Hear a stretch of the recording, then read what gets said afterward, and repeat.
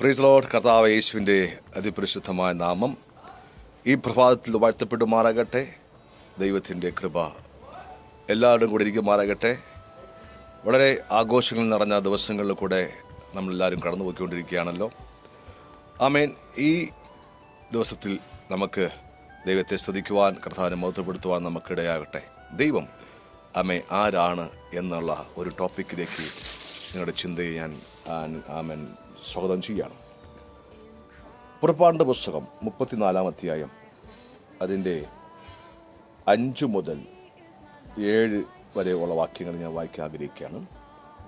അപ്പോൾ യഹോവ മേഘത്തിൽ ഇറങ്ങി അവിടെ അവൻ്റെ അടുക്കൽ യഹോവയുടെ നാമം ഘോഷിച്ചു.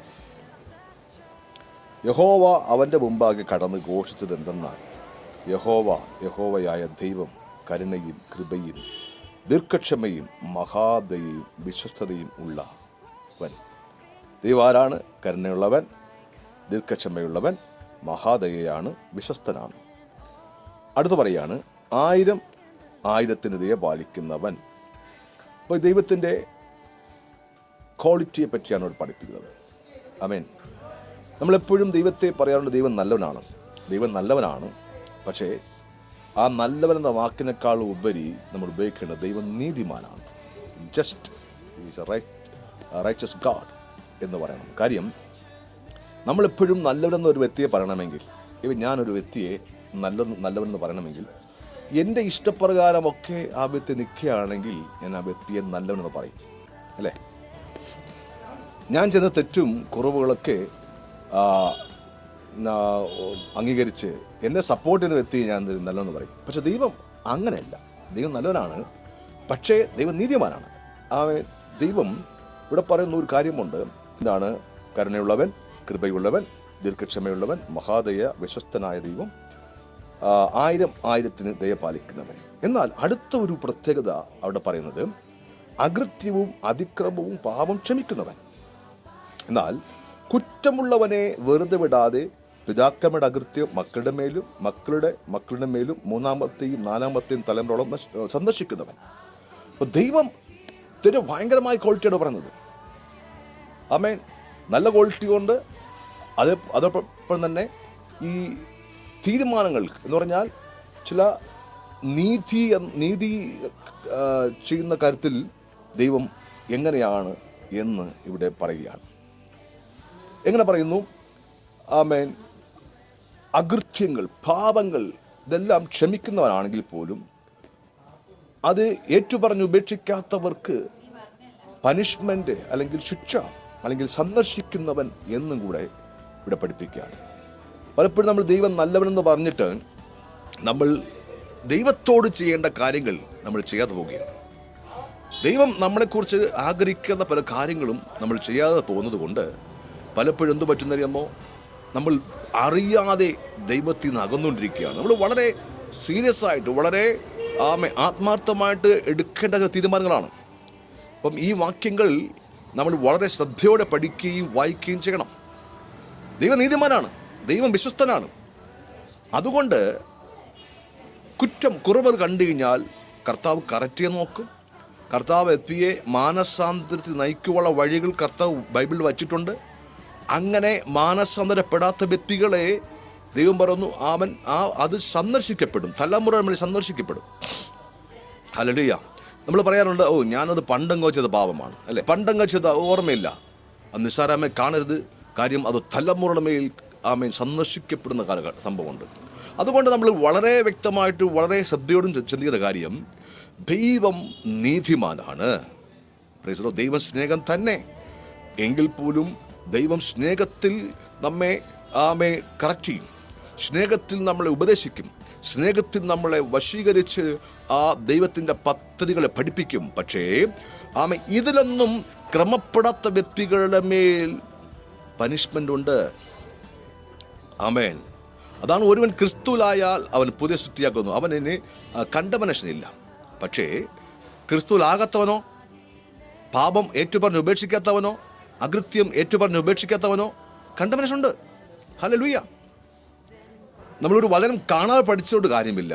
ആ വചനത്തിൻ്റെ ആ വഴി കൂടെ നടക്കേണ്ടത് ആവശ്യമുണ്ട്. ഹല്ലേലൂയ. ഇതേ വാക്യം യെരമ്യാവ് പറഞ്ഞ പുസ്തകം 32-ാം അധ്യായത്തിൻ്റെ അതിൻ്റെ 18-ാം വാക്യം നമ്മൾ വായിക്കുമ്പോൾ കാണാൻ കഴിയും. യെരമ്യാവ് 32-ന്റെ 18-ാം വാക്യം.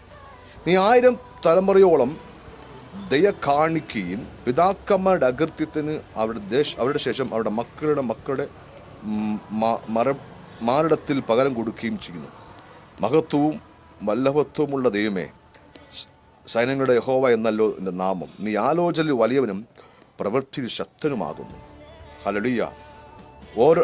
ഓരോരുത്തന് അവൻ്റെ നടപ്പിനും പ്രവൃത്തികളുടെ ഫലത്തിനും തക്കവണ്ണം കൊടുക്കേണ്ടത് നീ മനുഷ്യരുടെ എല്ലാ വഴികളിലും ദൃഷ്ടി വയ്ക്കുകയാണ്. അതിൻ്റെ 17-ാം വാക്യം വായിക്കാൻ കാണാൻ കഴിയും. നിന്റെ മഹാശക്തി കൊണ്ട് നിന്റെ നീട്ടിയ തെറ്റ്. അതിൻ്റെ 17-ാം വാക്യം വായിക്കുമ്പോൾ കാണാൻ കഴിയും. നിന്റെ മഹാശക്തി കൊണ്ടും നീട്ടിയ ഭുജം കൊണ്ടും നീ ആകാശത്തെയും ഭൂമിയെ ഉണ്ടാക്കി, നിനക്ക് അസാധ്യമായ ഒന്നുമില്ല. ദൈവമക്കളെ, നമ്മൾ അറിയേണ്ട കാര്യമുണ്ട്. ആമേൻ.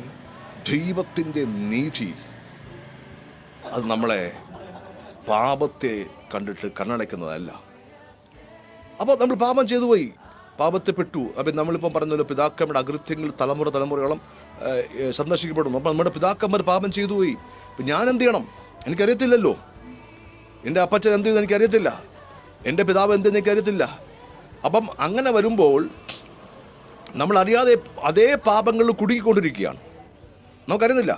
നമുക്ക് എപ്പോഴും ചിന്തിക്കാമോ, ചിലപ്പോൾ നിങ്ങൾക്ക് ഉള്ളിൽ ആഗ്രഹം കാണും, എനിക്ക് വിശ്വാസത്തോടെ ജീവിക്കണം, ദൈവസ്ഥല നീതിയോടെ ജീവിക്കണം എന്നൊരാഗ്രഹം കാണും. പക്ഷേ അകത്ത് ഉള്ളിൻ്റെ ഉള്ളറയിൽ ആ ദൈവത്തോട് നീതീകരണം ജീവിക്കണമെങ്കിലും അകത്ത് എന്തോ ഒരു പാപത്തിൻ്റെ പ്രേരക ശക്തി ഉണ്ടാകും.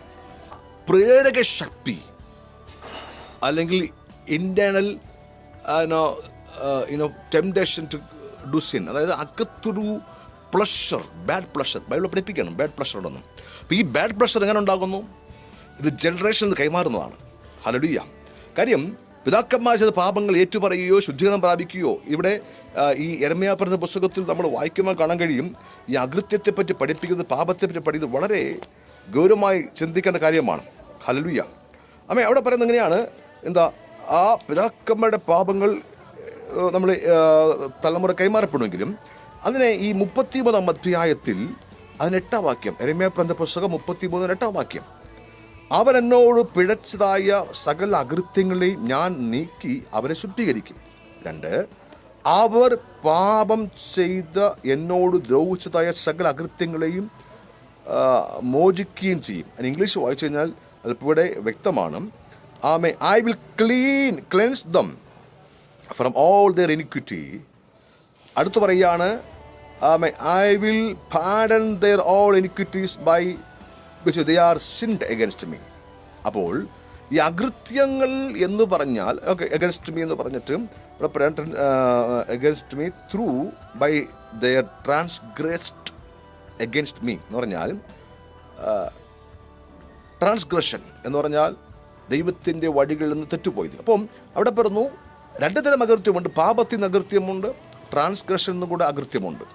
അപ്പം ഇത് ദൈവം എന്തെന്നറിയുമോ, ശുദ്ധീകരിക്കുകയും ചെയ്യും, മോചിപ്പിക്കുകയും ചെയ്യും. ഹല്ലേലൂയ. അപ്പോൾ 2 കാര്യം, ഈ അകൃത്യത്തിൽ നിന്ന് ശുദ്ധീകരണമുണ്ട്, അകൃത്യത്തിൽ നിന്നൊരു മോചനമുണ്ട്, അല്ലേ? അപ്പോൾ ഈ മോചനം പ്രാപിക്കാത്ത വ്യക്തിയാണെങ്കിൽ, ശുദ്ധീകരണം പ്രാപിക്കാത്ത വ്യക്തിയാണെങ്കിൽ, ഇപ്പം ignorance is not a things. എനിക്ക് അറിയില്ലായ്മ. പണ്ടൊരിക്കൽ ഒരാൾ, ഞാൻ ബാംഗ്ലൂരിൽ നിന്ന് ട്രിവാൻഡ്രത്തേക്ക് ചെന്നപ്പോൾ എന്നെ പിക്ക് ചെയ്യാൻ വേണ്ടി ഒരാൾ വന്നു. അപ്പം എൻ്റെ ലഗേജ് ഉണ്ടായിരുന്നു. അപ്പോൾ അത് എടുക്കാൻ വേണ്ടി പുള്ളി വന്നു. അപ്പോൾ പുള്ളി എന്ത് ചെയ്തു, ട്രെയിൻ വന്നപ്പോൾ എന്നെ പിക്ക് ചെയ്യാൻ വേണ്ടി ആ ട്രെയിനിൻ്റെ അടുത്തേക്ക് വന്നു. വന്നപ്പോൾ പുള്ളിയെ പോലീസ് പിടിച്ചവൻ പറഞ്ഞു, എന്താ പിടിച്ചേ, where is your platform ticket എന്ന് ചോദിച്ചു. അപ്പോൾ അദ്ദേഹം പറഞ്ഞു, സാറേ ഞാൻ പോകുന്നില്ല, ഞാൻ ജസ്റ്റ് പിക്ക് ചെയ്യാൻ വന്നതാണ്. അപ്പോൾ പുള്ളിക്ക് അറിയത്തില്ലായിരുന്നു ഞാൻ പ്ലാറ്റ്ഫോമിൽ കയറണമെങ്കിൽ പ്ലാറ്റ്ഫോം ടിക്കറ്റ് എടുക്കണം. പക്ഷേ പുള്ളി അറിവില്ലായ്മ എന്ന് പറഞ്ഞ് പോലീസ് വെറുതെ വിട്ടില്ല. പുള്ളി ഇരുന്ന് ഫൈനടിച്ച് ഫൈൻ അടയ്ക്കേണ്ടി വന്നു. അപ്പോൾ അറിവില്ലായ്മ എനിക്ക് അറിയില്ലെന്ന് പറഞ്ഞാൽ ആ പനിഷ്മെൻറ്റിൽ നിന്ന് മാറി നിൽക്കാൻ കഴിയത്തില്ല. അതുകൊണ്ട് കർത്താവിൻ്റെ വചനം പറയുന്നു, ഈ ക്ലെൻസിങ് ആൻഡ് ഡെലിവറിങ്. ശുദ്ധീകരണമുണ്ട്, ഡെലിവറൻസ് ഉണ്ട്. രണ്ടാണ്. അപ്പോൾ ഇത് രണ്ടും നമ്മുടെ ലൈഫിൽ സംഭവിച്ചിട്ടില്ല എങ്കിൽ നമ്മൾ അറിയണം ദൈവം നീതിമാനാണ്. നമ്മൾ അറിയണം ദൈവം മഹാദയവുള്ളവനാണ്, കരുണയുള്ളവനാണ്. എങ്കിൽ പോലും ഇത് ഏറ്റുപറഞ്ഞ് ശുദ്ധീകരണം പ്രാപിക്കാത്തോളം കാലം ഇത് നമ്മുടെ മേൽ ഇങ്ങനെ ആധിക്യം പിടിച്ചു നിൽക്കും. ഹല്ലേലൂയ. നമ്മൾ ഏറ്റുപറയണം, അത് ഉപേക്ഷിക്കണം എന്ന് മാത്രമല്ല, നമ്മൾ അതിൻ്റെ ശുദ്ധീകരണം പ്രാപിക്കണം. നമ്മുടെ അകത്ത് ഒരു പാപം ചെയ്തു കഴിഞ്ഞാൽ അത് സ്റ്റോർ ആകുന്നത് അകൃത്യമായിട്ടാണ്. ഒരു പാപത്തിലൂടെ കടന്നു പോയി കഴിഞ്ഞാൽ അത് സ്റ്റോർ ആകുന്നത് അകൃത്യമായിട്ടാണ്. ഈ അകൃത്യം എന്ന വിഷയം ഇഷ്ടംപോലെ നമ്മൾ പഠിക്കാറുണ്ട്. ഇതിന് പുറത്തു വരേണ്ടത് ആവശ്യമുണ്ട്. ദൈവം നമ്മളെക്കുറിച്ച് ആഗ്രഹിക്കുകയാണ്. ആമേൻ. ആകയാൽ ദൈവമക്കളെ, ഞാൻ പറയട്ടെ, ഈ ദൈവവചനം കേൾക്കുമ്പോൾ തന്നെ നിങ്ങളുടെ പഴയ കാലങ്ങളിലേക്ക് ഒന്ന് പോയാട്ടെ. അവിടെ ചെല്ലുമ്പോൾ നമുക്കറിയാം എവിടെയാണ് തെറ്റിപ്പോയത്. അതിനെ കറക്റ്റ് ചെയ്യണം, അതിനെ ഏറ്റു പറയണം. കർത്താവേ, ചിലപ്പോൾ 2012 ചിലപ്പോൾ 2025 ഏത് വർഷമായിക്കോട്ടെ, അത് ഏറ്റു പറയണം. ആ ഭാഗത്ത് ശുദ്ധീകരണം സംഭവിക്കാൻ നമുക്ക് പ്രാർത്ഥിക്കാൻ അറിയാം. നമ്മുടെ അവയവങ്ങൾക്കകത്തുനിന്ന് എന്തൊക്കെ അസ്വസ്ഥതകൾ ഉണ്ടാവുന്നത് ഞാൻ പലർക്ക് പ്രാർത്ഥിക്കുമ്പോൾ അവരറിയും. ഫസ്റ്റ് ഞാൻ കഴിഞ്ഞിടയ്ക്ക് ഒരാൾക്ക് പ്രാർത്ഥിച്ചപ്പോൾ ഒരു വിഷയം ഞാൻ പ്രാർത്ഥിച്ചപ്പോൾ അവർ പെട്ടെന്ന് പറഞ്ഞ് എനിക്ക് വീട്ടിൽ പോകണം, ഈ പ്രാർത്ഥന മതി എന്ന് പറഞ്ഞ് വീട്ടിൽ പോയിട്ട് അവരെന്തെന്നറിയാമോ, രാത്രിയായപ്പോൾ എന്നോട് പാസ്റ്ററെ, എൻ്റെ ചങ്കിനകത്ത് ഭയങ്കര വേദന. വീണ്ടും ഞാൻ പ്രാർത്ഥിക്കേണ്ടി വന്നു. പ്രാർത്ഥിച്ചപ്പോൾ ചങ്കിനകത്തൊരു വേദന പ്രാർത്ഥിച്ചു കഴിഞ്ഞപ്പം അത് ഇവിടതായി. കാര്യം ഈ ജനറേഷൻ സംഭവം അവരെ ചങ്കിനകത്ത് റൂട്ട് കൊടുത്തിരിക്കുകയായിരുന്നു. പ്രാർത്ഥിച്ചപ്പോൾ പെട്ടെന്ന് മാറി, സൗഖ്യമായി, ആൾ കുഴപ്പമില്ല. ഹല്ലേലൂയ. വേറൊരുത്തർ ഞാൻ പ്രാർത്ഥിച്ച സമയത്ത് അവിടെ ഈ മരിച്ചു പോകുന്ന ഒരു വേദന ഉണ്ടായി. പ്രാർത്ഥിച്ചു കഴിഞ്ഞപ്പോൾ വിടുവിക്കപ്പെട്ടു. കാരണം ഓരോ ബന്ധനങ്ങൾ, ഓരോ പ്രശ്നങ്ങൾ അവയവങ്ങൾക്കകത്ത് വേര് പിടിച്ചിരിക്കും. അവിടെ നിന്ന് വിടുതൽ ആവശ്യമുണ്ട്. ഒട്ടുമിക്കാളാകാൻ എനിക്ക് പറയും, എനിക്ക് നട്ടൽ വേദന, മൈഗ്രൈൻ ഹെഡേക്ക് ഉണ്ട്, അല്ലെങ്കിൽ അവിടെ വേദന, ഇവിടെ വേദന പറയും. ഇത് നമ്മൾ ഇതുകൊണ്ട് മരുന്ന് കഴിച്ചുകൊണ്ടിരുന്നാൽ മാറത്തില്ല. ദൈവമക്കളെ, നാം അറിയണം, ഇത് എന്തൊക്കെ അകൃത്യങ്ങളുടെ സ്വാധീനമാണ്. ഹല്ലേലൂയ. ഇത് സ്വയമേ പ്രാർത്ഥിച്ച് ചിലപ്പോൾ മാറ്റാൻ കഴിയത്തില്ല. നിങ്ങൾക്ക് ഒരു അഭിഷിക്തൻ്റെ, ഒരു ശുശ്രൂഷയുള്ള വ്യക്തിയുടെ, അല്ലെങ്കിൽ കൃപാവരമുള്ള ഒരു വ്യക്തിയുടെ, അല്ലെങ്കിൽ ഒരു അധികാരമുള്ള വ്യക്തിയുടെ ആവശ്യമുണ്ട്, സഹായം ആവശ്യമുണ്ട്. കാര്യം ഇത് അകത്തെ ഇന്ത്യയിലെ പ്രശ്നമാണ്. ദൈവിക വെളിപ്പാടുള്ള ആളുടെ കണ്ടെത്തുക, അവരുടെ പ്രാർത്ഥനാ സഹായം തേടുക. ഇത് മാറിക്കഴിഞ്ഞാൽ മാത്രമേ ഒത്തിരി വിടുതൽ സംഭവിക്കുകയുള്ളൂ. ആത്മീയത്തിലും ശാരീരികമായും മാനസികമായൊക്കെ വിടുതലുണ്ടാകണമെങ്കിൽ ഈ അകൃത്യത്തിൻ്റെ കെട്ടയണം. അപ്പോൾ ദൈവം കരുണയുള്ളവൻ, മഹാദയുള്ളവൻ, വിശ്വസ്തയുള്ളവൻ, നീതിമാൻ. എന്നാൽ അകൃത്യങ്ങളെ കർത്താവ് എന്ത് ചെയ്യുന്നു?